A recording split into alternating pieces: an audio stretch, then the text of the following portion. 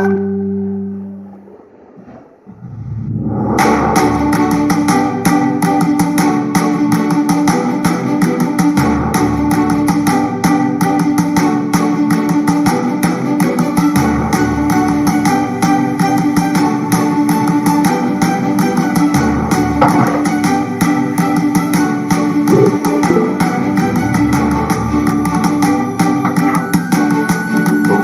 afternoon.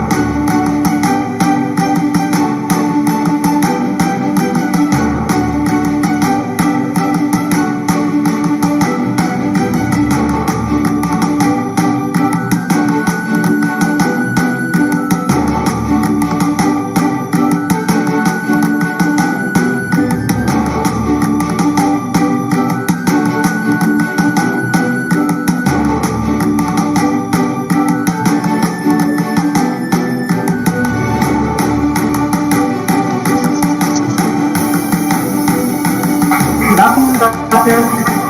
Good afternoon. Can you hear me? Yeah. Okay, thank you.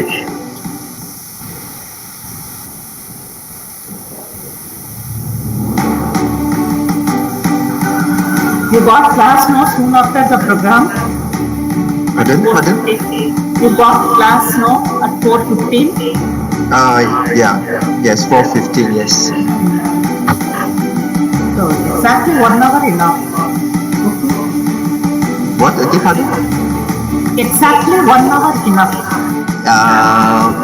Yeah, plus minus I think it's okay. I already informed my students to start at 4:30. 4:30. So before 4:30, I need to end the section. Yeah. No problem. Yes, no worries.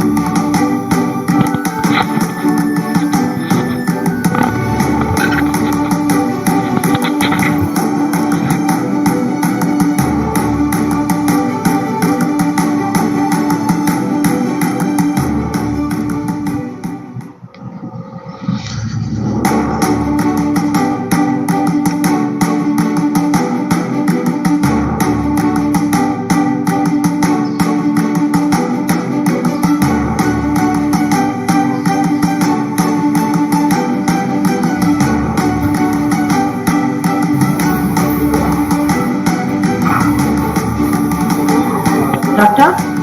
Yes. Yes.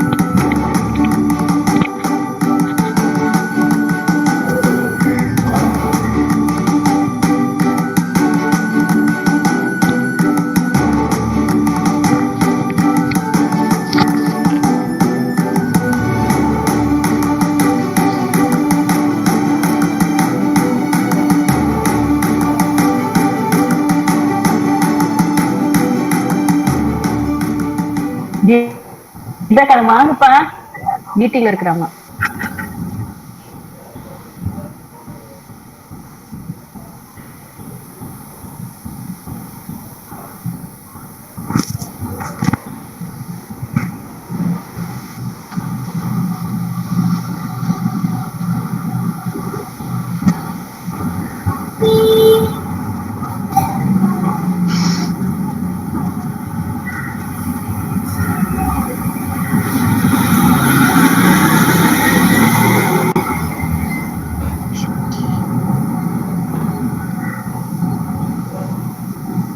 Shall we start?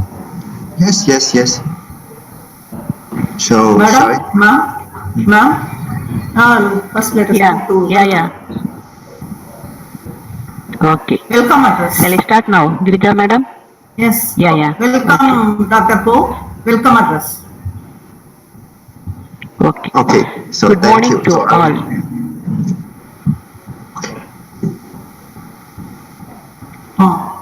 You can proceed, no? Ma'am. Hello, shall I start now? Yeah. Yeah. Okay, thank you. Good afternoon to all. Myself, Uma, Professor and Head, Department of Science and Humanities, Hindustan College of Engineering and Technology, Puttaka. Yes. Your mic off.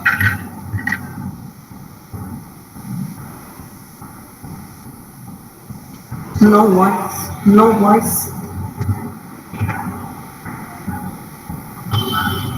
Approved by AICTE, Department of Science and Humanities.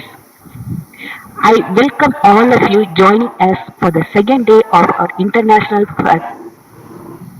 Faculty Development Program on Prominence of Mathematics in Diverse Sectors.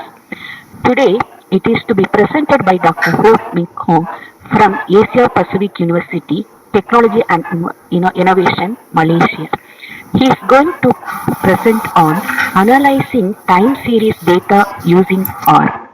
I'm happy to note the active participants, and without much delay, we will turn the time over to Dr. K.V. Girija for welcome address. Thank you. okay, so thank you so much. Introduction about Dr. Ho Ming Khan. Okay, Dr. Ho Ming Khan completed his PhD in the year 2014 and currently a senior lecturer in Asia Pacific University of Technology and Innovation, Malaysia.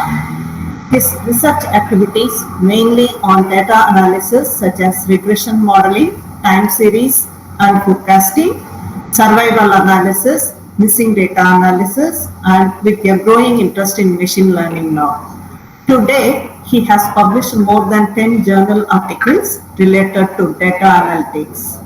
He conducted workshops on SPSS and R software and also on developing analytical skills in decision making relational to operations research. Now, it is my pleasure to welcome Dr. Ho to deliver his presentation. Welcome, sir. okay, thank you so much, Associate Prof. Dr. Girija and all the fellow students here. Before I start, let me try to share the slides. Okay, try no window. Yeah. So can everyone see the slide? Yeah. Yes. Okay. Yes. So I will turn to the from begin. Okay, so thank you so much for the invitation, and it's my pleasure to be here to share something on data analysis. Okay, to all the participants, including lecturers and the students here. So, my name is Dr. Hong. He's a senior lecturer and program leader of in Asia Pacific University of Technology and Innovations in Malaysia. So my area of expertise basically focus on data analysis, okay, which has been applied a lot of data analysis techniques in different disciplines. So including my PhD was about hydrology. So now also started to apply a lot of different skills in analysis, in actual science, even in finance data set and so on. So why I'm interested in time series data, even though this is not my PhD topic. My PhD basically is on missing data analysis, but I started to grow my interest in data in time series because I feel like every one of us like to do forecasting. Okay, so I still remember when I was still small, I always like to forecast what would be the weather today. So based on the rain condition yesterday. So because I want to go out to play with my neighbors, so I always look at the weather. Okay, let's say yesterday was raining, so most likely it's actually today will be raining as well. So let's say yesterday was a sunny day, 1 day or 2 days ago was sunny day as well. So most likely today is sunny day as well, so that I can go out with my friends. Okay, so in that time, in these days, actually, we have started to apply some concept of forecasting because you always refer back what happened before, like 1 day, 2 days, 3 days, 4 days before, in order to predict what happened today. That's actually why time series analysis is very interesting. Okay, and this kind of time series analysis, basically you have started to learn since small. I think these are the forecasting game that being considered as game that you have started to learn since primary school or maybe the high level and so on. So for example, we like to predict the next number in the pattern. Okay, so when we want to do the prediction, so basically what we try to do is we were looking at how's the behavior or the data of the pattern of the data set before. For example, in the part A, 3.7, 3.7, 3.7, 3.7, 3.7. So let's say imagine this is day 1, day 2, day 3, day 4, and day 5. Up to day 5, all the values given is 3.7. So most likely the next day also 3.7. Okay, how we guess this is 3.7? Because the data before all says that 3.7. So therefore, today definitely is 3.7. So we're looking at the part B, 2.5, 4.5, 6.5, 8.5, 10.5. Okay, I think these are the common questions for the primary school student. Okay, we're looking at the data set in the past 5 days. Okay, so you found that the increment from one period to the next period is actually increased by 2 units. 2 units increased from one period to the next period. So from here to here, also 2 units increase. Here to here, 2 units increase. Here also another 2 more units increase. So therefore, I will predict the next value is 12.5. Why I say this 12.5? Because the data set before explaining that there is a trend component present and each unit that increase is by 2 units.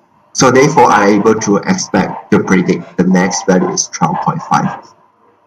And the last one also 5.0, 7.5, 6.0, 4.5, 7.0, 9.5, 8.0, 6.5. May I know what would be the next value? I count 5, 5, 4, 3, 2, 1. So the answer is 9.0. Okay, so imagine this is a data set that you've been observed previously. So there are 8 data sets been observed. So what you can see from day 1, day 2, day 4, and day 4. So basically they follow a pattern. What kinds of pattern that I mentioned here is, this is 5.0, then we're going up to 7.0, then going down to 6.0, then going down again to 4.5. Okay, so imagine this is quarterly data, quarter 1, quarter 2, quarter 3, quarter 4. So up to quarter 4, the values drop to 4.5. But when it comes to the next year, for example, next year, so the data have increased to 7.0, sorry, 9.5, 8.0, and then going down to 6.5 again. So if you compare the first 4 and also the last 4, you have found that the pattern are exactly the same. We're going up to the maximum, then going down to minimum. So the next four is also going up to maximum 9.5, then going down to 6.5. And you found that when you compare quarter by quarter, for example, this quarter and this quarter, is actually is 2 units increase. Same for quarter two, 2 units increase. Quarter three, 2 units increase. Quarter four, between quarter four, also 2 units increase. So imagine this is actually is quarter one in the next year, in the third year. So therefore, since quarter for quarter, so the increment is 2 units, therefore the next value is 9.0. Okay, so definitely you may have your own way to interpret. So but when I try to look at this and I try to relate to time series, we have found that this 8 data set consists of 2 time series components. So I explain briefly what is actually time series component. Okay. Time series data, basically you were able to know what is time series. Time series is basically when looking at the explanation here is the time series is a set of the values which occur sequentially in time. So that's why I always mention like day 1, day 2, or first hour, second hour, or quarter 1, quarter 2, because we would like to see how the changes of sales change over the time. So when I say change over time, then your x-axis in this kind of time series plot will be in time. So for example, the right-hand side one, this is the time series plot, right? Because you're looking at the data set, movement of the data set. Okay, so you found that the same pattern repeated every 12 days or something, 12 months probably. So 12 period. So you get the same pattern again. And in time series plot, normally we present in a line graph. It's a line graph. So, but for the left-hand side, this is also a line graph. Your y-axis is also about the sales. However, your x-axis is not referring to the time. Okay, but this is actually is the number of staff. Unless this data set, this x-axis change to time component. So for example, weekly data, quarterly data, monthly data, daily data, or hourly data, then this data set will become a time series data set. Okay. Otherwise, when you're looking at this graph with sales and number of staff, this data set which is trying to tell us that there is a strong relationship between the staff and also sales, and we're also able to evaluate the house performance between store A and store B. But eventually, this is not a time series data because you are not looking at the sales performance change over the time. Meanwhile, for this one, this is a time series data. Right, time series data. We focus here is actually on time series because time series all changing over time. So it's very challenging to understand how the behavior of the data set, and eventually we collect all the data set information given by the historical data to produce the forecast for the next period. So why we want to do some time series analysis? As I say, we want to first to describe the data set first, to describe what happened in the past. Increasing, decreasing, same pattern repeated every certain period of time or others. So we want to describe the data set. So once this one has been successful, once you're able to describe, okay, this data set is actually consists of time component. Well, then we can use a suitable model to do for forecasting. So our aim, our final focus is actually on the forecasting because when people talking about time series analysis, so they always relate to forecasting, improve the performance. So that is actually why we want to do the time series analysis, because if you're able to produce a very good forecast to the company, then the marketing team and also customer service, all the department related will know how do we plan the strategies appropriately.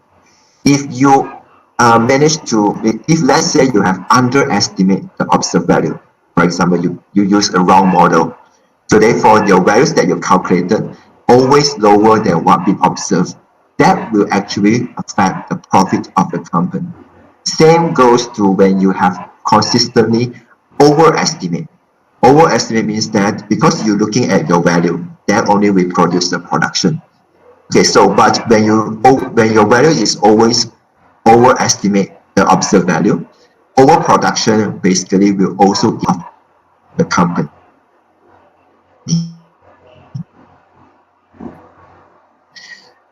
So therefore, we need to always keep changing improvements, no bias value, always able to follow the actual pattern of the data set and able to use to improve the strategies of the company to increase their profit. So that's why we want to do some time series analysis. Okay, so always I mention like how to describe the time series data actually all relate to the time series component present in data set. When you have a longer period of data set, such as more than 4 years, 5 years, 10 years, so basically all this data set is built by the 4 components.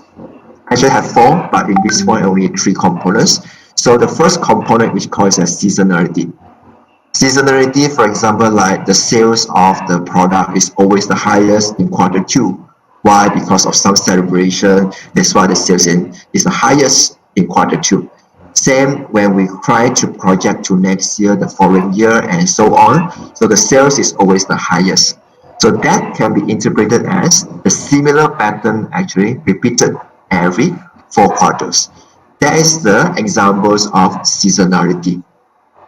Trend component is basically is a quite common component present in all the data set that you have, because most likely all the sales or the demand of the product will increase over the time.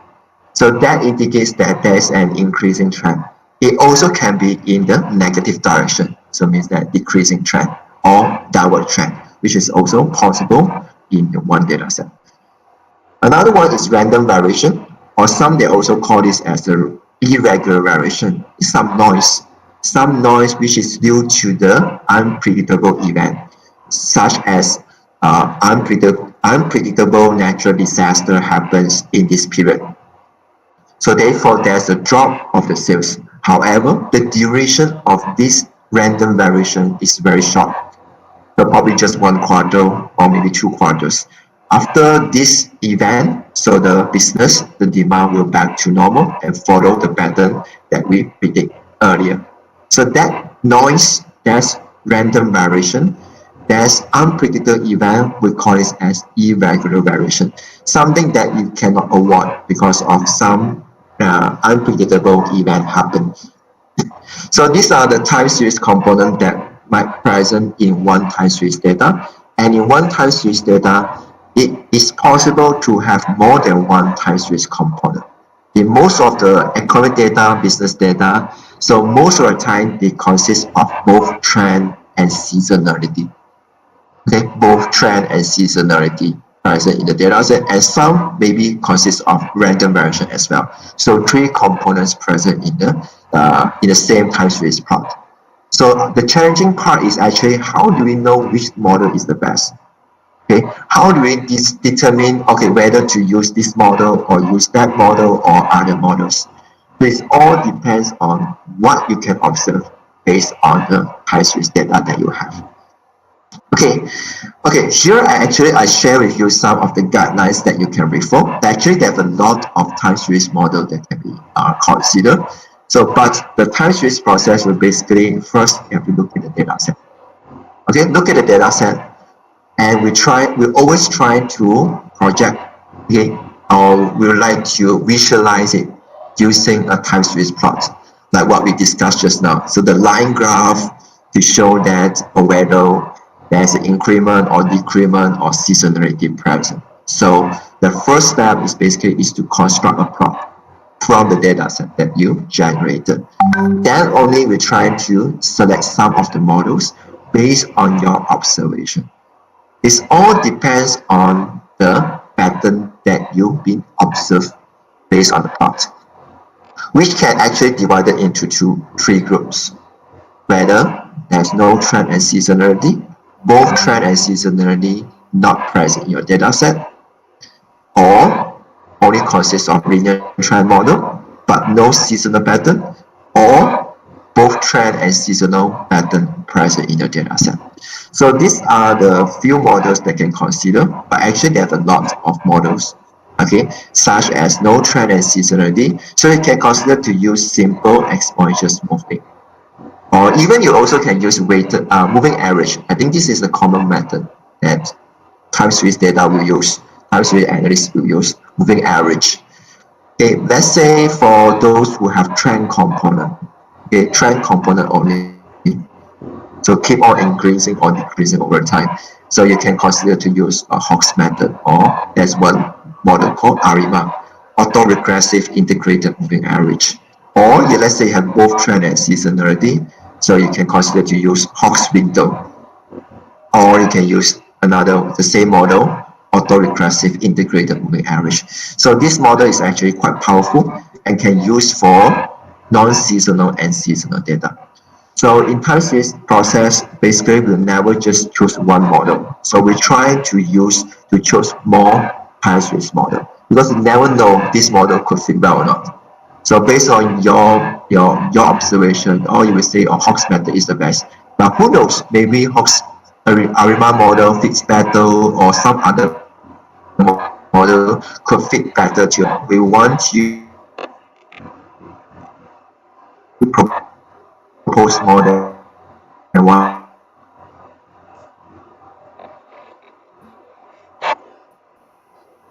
Since you need to produce for next period, will be chosen as the best model.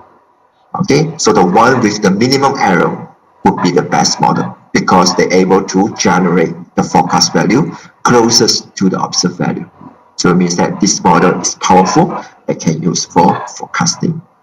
That's actually the whole process. The graph, choose method, and then evaluate. That's actually standard procedure for the time series process. Okay, let's look at the one examples here. This data set can be taken from the Department of Statistics in Malaysia, which is about the average growth of population in Malaysia from 1970 to 2017. So they have no data set after that. So that's why I only have data up to 2017 only. Okay, so as remember, the first process would be, once you get the data set, then you would like to present it in a time series plot. Okay, so based on the time series plot here, actually you can see that the growth of population is actually decreasing over time. Even though there are some period of time that is increasing, but in general, so the population, the growth of population is decreasing. So we can conclude that there is a downward trend present in your data set. Downward trend means that the population decreases over time. Okay, not only this component, we also have another one which is called random variation, because there's a lot of noise happens here in this data set. Okay, so there's a random variation or irregular variation, and also trend component present in your data set. Okay, so these two components present in your data set. So once we have identified, this data set only consists of trend and random variation, okay, no seasonal variation. Therefore, you are not going to choose this model. You will say no with this one and also this one. You will say no to both, because this data set consists of trend ARIMA model. Probably I will also choose this one, see maybe this model could be fit that, because simple exponential smoothing, simple, not single, simple exponential smoothing, typo error. Okay, simple exponential smoothing actually is one of the model can work well with if there is a trend component present.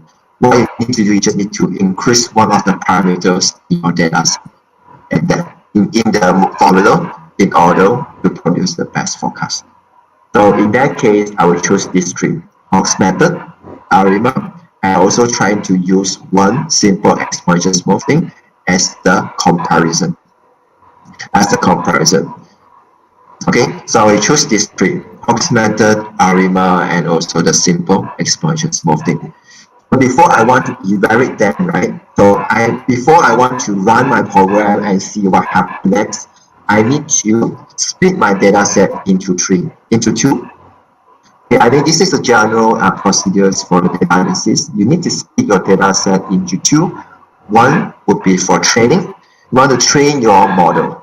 You want to train your model in order to get the parameters value.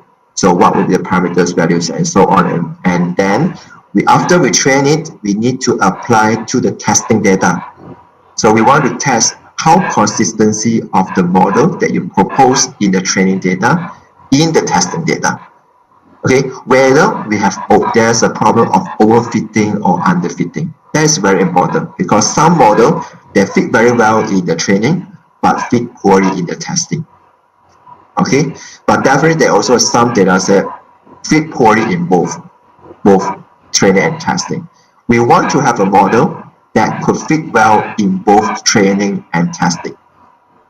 The reason why we want the training because we want to train your model. We want to get the parameter values. Some alpha, beta, some parameter exist in the model. Then only we use the same parameter and test the consistency, whether it's good to use or whether there's new data set included, whether they're still performing well or not performing well. So in time series, normally we will set like 70 to 90% of the data set for training. Okay. And also then we will use another 10 to 30% for the testing data. In this example, I will basically using 70% of the data set for training, then the remaining 30% for testing. Okay, this is how I'm used to analyze the data just now.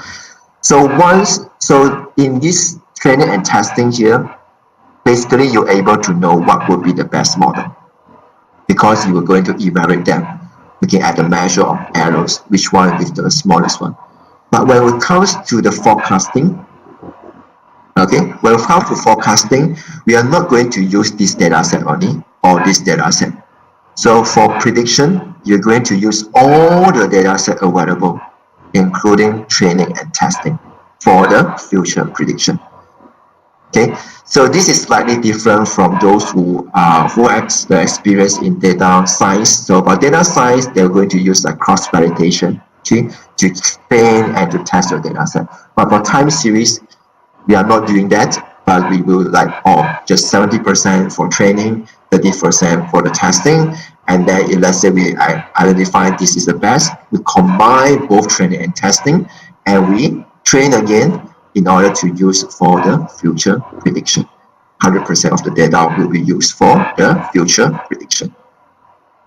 So this is my research today will be on this data set.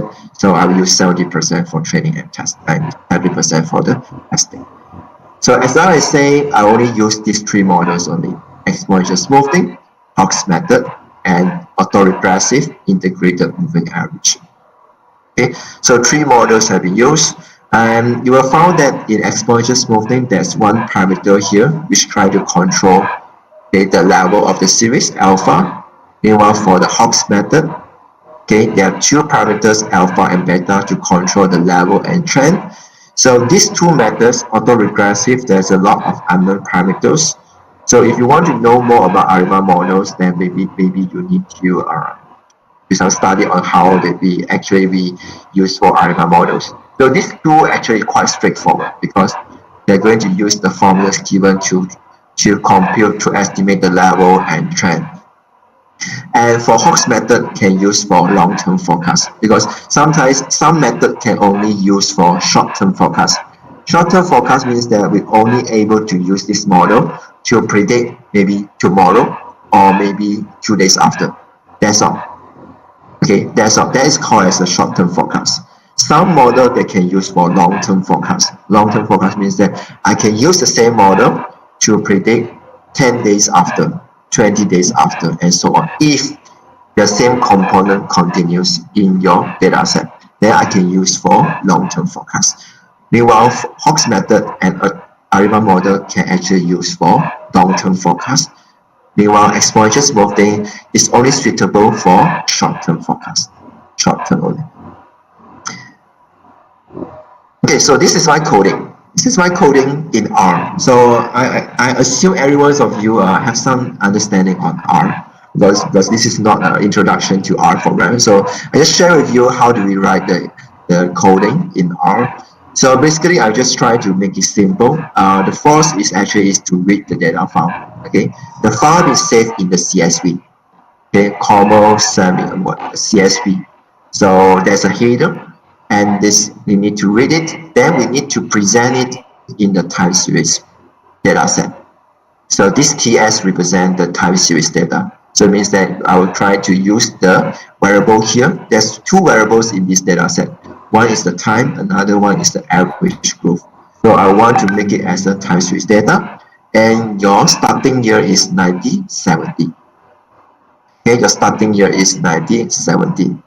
So then, as mentioned, I'm going to split your data set into two, training and testing data.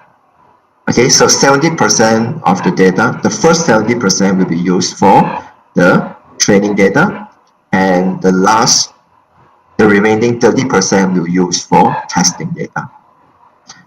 Okay, so and then only we do some training, the fitting, so with different models. So I have three models here. One is the ARIMA, one is the simple exposure smoothing, another one is the Hawks method.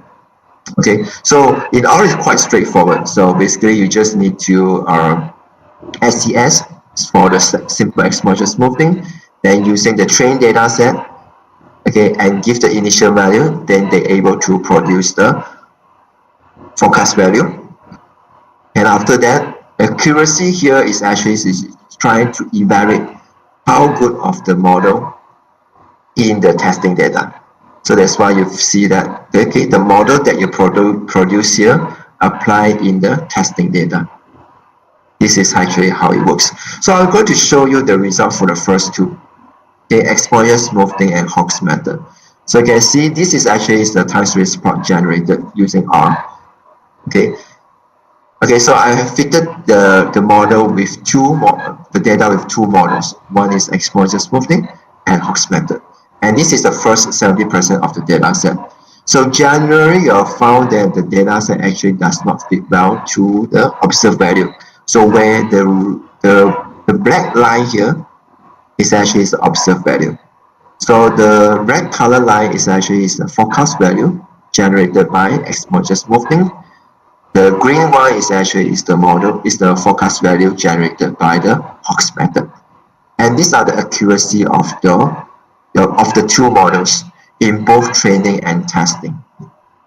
So something that I need to mention here is about the exposure smoothing, especially on the MAP value. This is one of the methods to measure how good of the model to the observed value.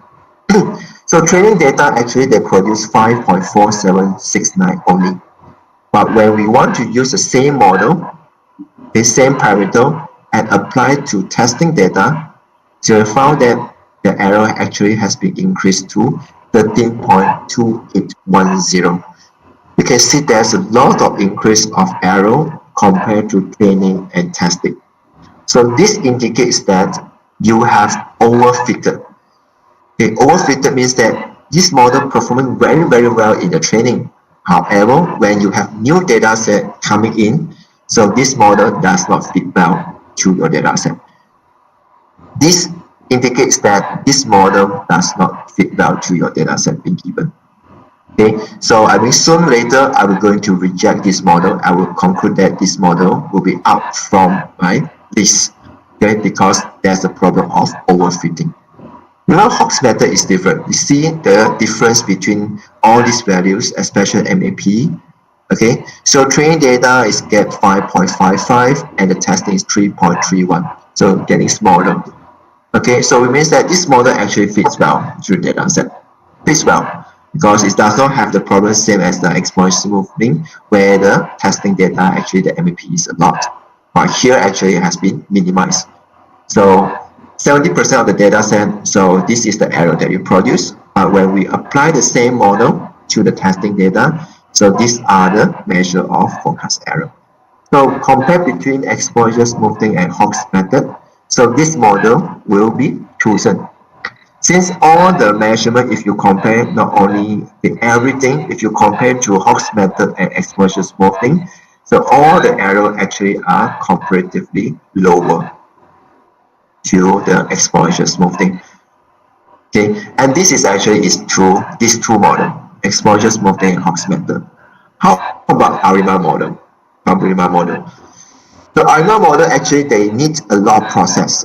The steps actually is quite a lot. So in order to find the best model, okay, because it's not like the two models that have been proposed earlier. So very straightforward. Okay, these two models. So these are two formulas we're using and produce forecast. But for this ARIMA model, which is quite complicated, so it involves 6 steps.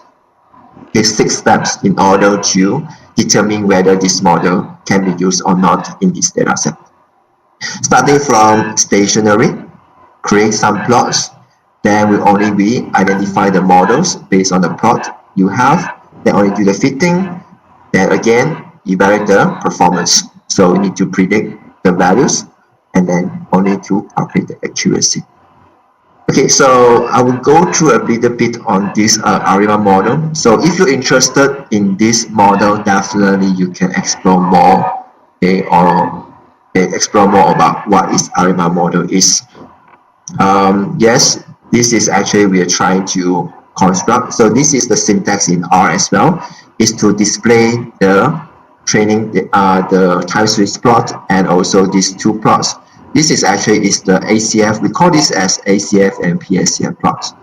This is trying to explain the autocorrelations between the observed value. So remember in the first step, we need to know whether it's stationary or not stationary. So from this plot, actually you have found that this is not stationary because we were looking at how this spike actually been occur in the ACF plots. So this spike indicates that the relationship between the data set is remain significant.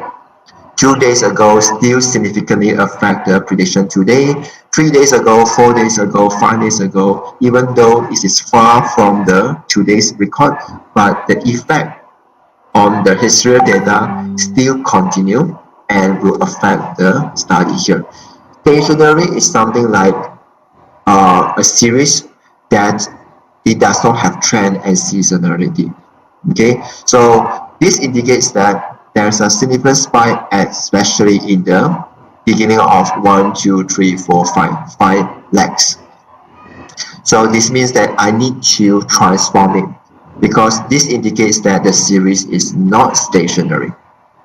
Okay, I need to transform it to become stationary. So the way we need to transform the stationary, we call it as differencing. Differencing is actually trying to evaluate the performance, find the differences between today's record and yesterday record. Then we get the value, the difference value. Then 3 days after and today, then another differencing value. Okay, so when you perform the differences between this record, basically your data set will becomes like this. If let's say has become stationary, so you can see compare left and right. So this is a typical pattern of not stationary series because it remains significant. If this is stationary, so all these values actually is quite we allow to have significant spike at the earlier spike at the earlier legs. This is why time series is important because we always use yesterday record to predict today's record. But when the time increases, so the older data should not be included in prediction because that was very far from us. Therefore, the relationship should be very, very weak when the time trying to move earlier. So that's why the relationship after has to be close to 0. That's the meaning of stationary series. So my apology for not able to explain it well, okay, about the types, about the stationary properties. If you are interested, then you can actually find out more what do we mean by the stationary series. But in this ACF and PSCF plots, you can actually looking at how's the behavior in the earlier legs. Okay, so this is not, we cannot allow to have significant like this. We allow to have one or two, but after that goes to 0. That is okay. That is acceptable, and we still conclude this as stationary. Okay. The typical stationary series is like this, the ACF and PACF plot. Like the first one is significant and immediately drop to 0. Okay, so remember there have two plots being generated. One is ACF, another one is PACF. So these two plots will be used to identify the model. What are the suitable models? So moving average, how do we know? It's actually is looking at the ACF plots. If the ACF plots follow cut-off pattern, cut-off means that the first is significant, then after that drop to 0. Okay, so then drop to 0. But we only allow to have cut-off after leg 1, leg 2. So it means that the first is significant, then after leg 1, after the first one, goes to 0. Meanwhile, PACF then goes down, like exponentially. So it has to follow exponential curve. If you have this pattern, then we know this is the moving average model. Moving average model. Or opposite way. ACF is actually is exponentially pattern. PACF is cut-off pattern. What is cut-off pattern after leg 2 means that the first two are significant, but after leg 2, all goes to 0. Okay, but this happens in your PACF, and this model we call it as autoregressive. So what is the difference between a moving average and autoregressive? Autoregressive will try to use the past observation to produce the forecast value. Meanwhile, for moving average, we're trying to improve the forecast value by taking account the forecast error that you calculated earlier in order to improve the model. So again, AR model actually is we're trying to improve the forecast value by including all the past observation. Okay, 1 day, 2 days ago, 2 days ago, 3 days ago, or others. That is for autoregressive. But for moving average, we're going to improve the forecast value by using the forecast error that you calculated earlier. Then we further improve your forecast error, forecast value. That's actually how the moving average model works. So one is using forecast error, one is all using the past observation. Okay, that's the difference. We also allow to be a mixture of both. So it means that not only using past observation, but also using the forecast error that you calculated earlier to improve the forecast value. That is called as ARIMA, ARIMA combined. If looking at the ACF and PACF plot, so if both ACF PACF exhibit exponential curve, then we are using this model. So remember just now there's one of the curve, one of the plot actually shows cut off.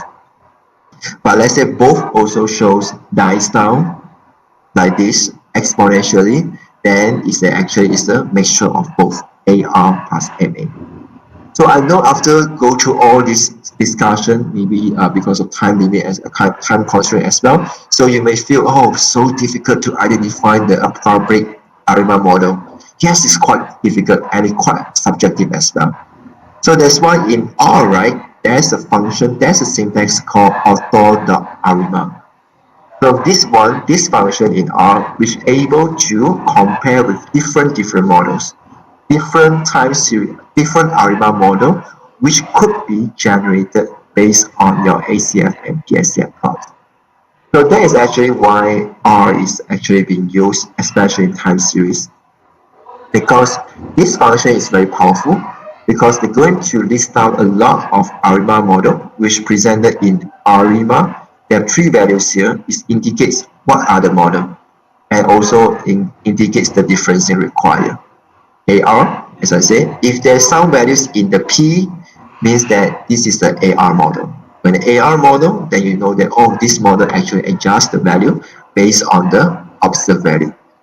If there's values in the Q, so it means that you are MA model. MA model means that, oh, you are actually improve the forecast value using the forecast error. And differencing will also be shown in the middle to indicate that whether or not to apply differencing to transform your series from not stationary to stationary. Even me also sometimes will make the wrong interpretation because of the pattern that you have required. Sometimes the nature of the data set is quite complicated because of the noise, because of a lot of reasons. Therefore, we might not able to interpret the model accurately. But with this function, they're able to compare. Okay, we're able to generate and then compare which one is actually the best one. So actually these values are actually generated by using AIC value, tagging information criteria, where this value, how do we know which one is the best? The lower the value, the better the model that we propose. So compare these four. Actually there's a list, they list out a lot, but I only show four here. I'm going to use this one only because the AIC is the smallest, 2.855451 only. That's actually is 100. So it means that for your data set just now, the best model is actually is AR1 here. And this one means that you only use data 1 day before only. If let's say 2 means that you are using 2 days past observation. If let's say they shows that A300 means that you're going to use 3 past observation to produce the forecast for next period. But now in this case is 1, means that your model here is actually only using YT minus 1, which is just using your past observation in 1 day before in order to produce the forecast for next period. Okay, so this is actually why we're using R in most of the time series analysis, because they could fit very well and they could compare and evaluate which one is the best one. Okay, so these are the results given. Now I want to combine the result with the exponential smoothing and Hawk's method. Right, so now all these 3 models combine, and then we also combine and present the results in the time series plot. Okay, so as I mentioned, exponential smoothing will not be considered because of overfitted. Why? Because of NAP value. You see there's a big difference between these two. But same problem when you're using ARIMA model, 5 point something. But when you apply the same model to the testing data, because 42, very, very bad. Okay, the performance was very, very bad compared to other 2. Okay, which means that this model also has been overfitted to your data set because it only works well in the training data. But when we try to use the same model and apply it to the next 30% of the data, does not fit well. Okay, so these 2 will definitely say no from my analysis. No, because their performance is very, very bad. So the model that I'm going to choose here is called Hawk's method. Okay, so from the beginning, I proposed 3. Okay, the proposed 3, and based on the accuracy, I found that exponential smoothing basically there's a problem overfitted. Same goes to the ARIMA model, also have the problem of overfitted. So these 2 models will not be included, will not be considered to produce the forecast for next period. So the model that best fit to your data set, okay, which also works consistently in both training and testing data, which is called as Hawk's method. So therefore, we use this model for the final prediction. For the final prediction, then I will use this model. And for final prediction, I will use all the data set available. So the 70% in training plus the 30% in the testing. Then I produce these results. Okay, so now I'm going to use all my data set available again and do the fitting again using Hawk's method. So I plot the graph and shows the line of the fitted. Okay, and looking at the forecasted value here, so this blue line indicates the forecast value. So you can also look at the right hand side here. These are the forecast value. So generally it shows decreasing, which means that the growth of the population after 2017 actually is still decreasing. It's decreasing over time. Why there's the two gray colors here? Actually, the dark gray here is actually shows the 95% confidence interval. Okay, so the lower and upper limit, and the light gray is actually 80% of the confidence interval. So basically, will be generated automatically. So when you construct the plot for the forecast value, so H equals to 10 because I want to use this model for long-term forecast. It means that I use it for 10. I want to predict 10 years ahead from my last observation. That's why you see there's a 10 data records up to 27. So the forecast values continue to decrease, and these are the lower and upper limit for this data set. Okay, so this is how the forecasting process is. So actually it's quite easier, and okay, if let's say you know the theory and also the model well, so once this data have been given, so we can play around with different model, and then we try to fit how the data set, how's the performance. So at the end of the day, we only use the best model to produce the forecast for the next period. Okay, that's all for today. That's all for my section. Thank you so much. Thank you. Vote of thanks. Hello? Hello, Doctor? Yes, hello. Here, I'm here. Okay. Vote of thanks. Ma'am, there is a Rija ma'am. Vote of thanks by. There is in chat, ma'am. Oh yeah. So, hello. Sir, excuse me. Yes. Sir, there is a query, sir, through chat. What are the main advantages of ARIMA and artificial neural network? What is the main advantages of? Hello, sir, can you hear me? Yes, I can. Advantages of ARIMA and artificial neural network. In time series, you mean? You mean in general or just for time series analysis? Hello. Artificial neural network, sir. Oh, artificial network. Okay, artificial neural network can also be applied in time series. Definitely, the performance could be fit well, okay, better than the model that we discussed here. Okay, so artificial intelligence also can use in time series data. So the reason why we want to, because the accuracy will keep on changing. They definitely will prefer to have the model which able to produce a very good forecast value. So here I just demonstrate some basic model, okay, for forecasting. Actually, as I say, artificial intelligence also one of the models that can be used for forecasting. So definitely when you're able to train your data set well, then the forecast value given will be very much better than the model that I propose here. But that one you need to go through some processes to train your data, check the accuracy, and so on. But the process are exactly the same. Maybe you can just propose one more for neural network, and then we compare which one is the best. But in time series doesn't mean that the advanced model is always the best. Remember, in organization, they want to use a simple model, and the performance is better. So in this data set, I would say ARIMA model is actually one of the advanced time series model. However, when in this data set, Hawk's method, which is a simple model, which actually can fit better than the ARIMA model. So it doesn't mean that always the machine learning or the advanced model fit well to the data set. So it has to look at the whole nature of your data set in order to make a decision.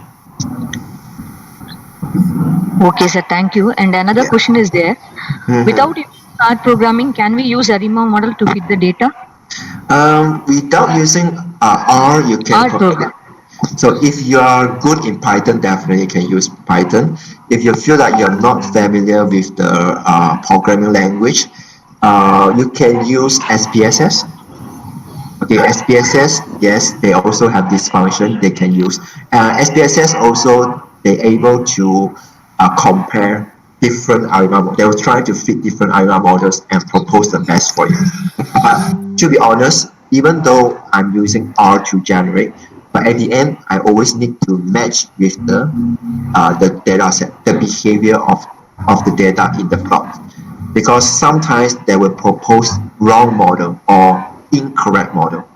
So your understanding to your data set is very important. Your interpretation to the ACF and PSCF plot has to be very strong, because the model that you proposed, which is different from what been given by SPSS or R, sometimes your model is better than those who given. But you can use SPSS as one of the method, one of the software to conduct the time series analysis. Yes. Okay, sir. Thank you. Yeah. I hope I can answer your question. Any other queries are there?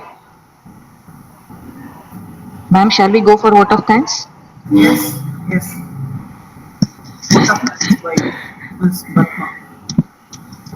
I think there's one question here is about if the data is overfitted, is there any method to underfit that?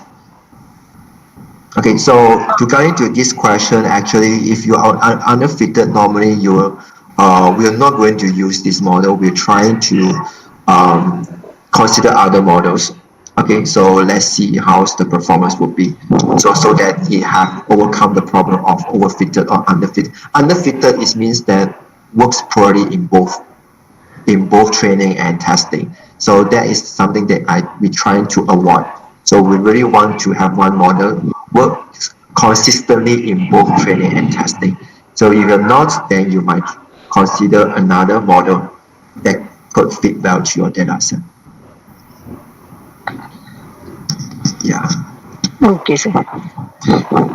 Any limitation of using R? I think this has some argument between R and Python since a long time ago. I have no answer for this any limitation of R programming because all the while I'm using R in different analysis, including regression analysis, a time series, and operational research and others. Okay, I'm all using it. Okay, but I'm still prefer to use R again. No answer. I have no answer for the limitation of R, but there's a lot of arguments between R and Python. So it depends on you which one you prefer. Yeah. Like from the Dr. Mitra.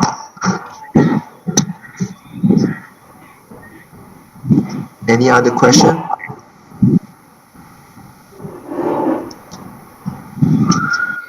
Nothing.